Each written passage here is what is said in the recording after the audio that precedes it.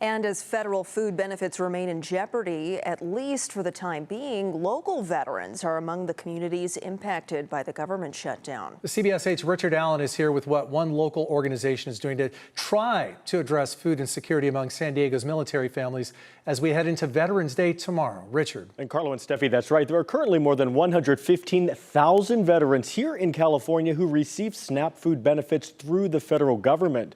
And as we pause tomorrow to honor their service to the country, Feeding San Diego spent today making sure that hundreds of them have enough food to eat. It's been an emergency.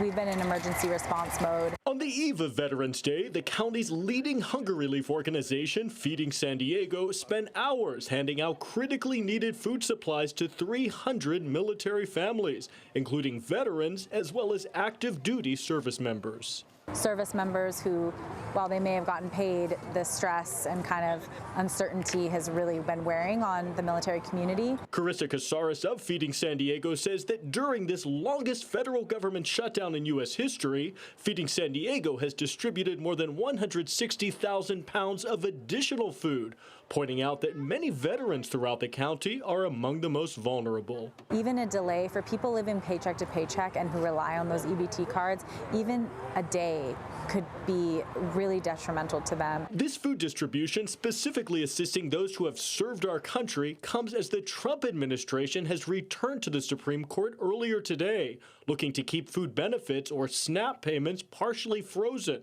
as the federal government shutdown enters its 41st day. The SNAP program, known statewide as CalFresh, helps buy groceries for 42 million Americans and costs the government around $8 billion monthly.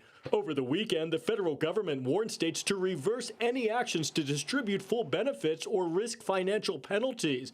But Casares of Feeding San Diego says that food insecurity is an issue that must be addressed on an immediate and daily basis. It's not a problem that can be pushed off for days at a time to function, to just go about your daily life. You need to have nutritious food to eat. And even as the latest Senate vote could signal a potential end to the shutdown in the coming days, Casares warns of its ripple effects that may be felt for months, even after the federal government resumes operations. This is hard. This is going to be hard to bounce back from heading into the holiday season, knowing so many people may have depleted savings, used credit, just really burned through a lot of their resources to make it through this government shutdown.